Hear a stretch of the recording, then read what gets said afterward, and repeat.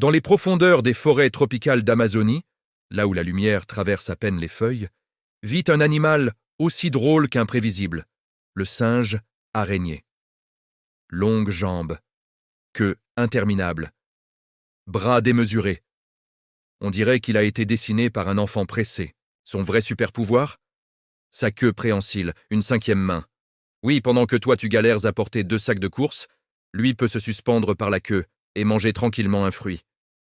Le singe araignée appartient au genre Ateles. Il passe presque toute sa vie dans les arbres. Le sol, très peu pour lui. Trop risqué, trop dangereux. Parce que là-bas, en bas, il y a les prédateurs. Mais ne te laisse pas tromper par son agilité. Derrière ces cabrioles se cache une réalité plus sombre. Le singe araignée est un expert du drame. Quand il est fâché, il crie. Quand il est jaloux, il se bagarre. Quand il est contrarié, il peut même jeter des choses. Oui, littéralement, il vit en groupes qui peuvent de compter jusqu'à 30 individus. Mais attention, ce n'est pas l'amour parfait, c'est politique, c'est stratégique, c'est parfois méchant. Les mâles dominants décident, les autres suivent. Et si tu n'es pas d'accord, bonne chance. Mais voici le plus cruel. Les singes araignées ont un des rythmes de reproduction les plus lents parmi les singes. Une femelle donne naissance à un seul petit tous les 3 à 4 ans.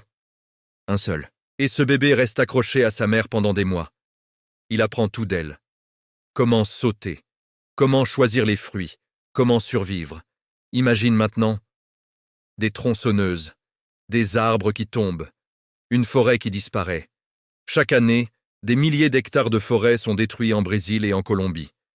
Et avec eux, les maisons des singes araignées. Ils ne savent pas construire ailleurs. Ils ne savent pas s'adapter aux villes. Leur monde, c'est la canopée. Sans arbres, ils tombent. Et parfois, le plus triste n'est pas la mort. C'est la séparation. Des petits capturés pour être vendus illégalement. Des mères abattues parce qu'elles protégeaient leur bébé. Le singe araignée, si agile, si rapide, devient impuissant face à l'humain.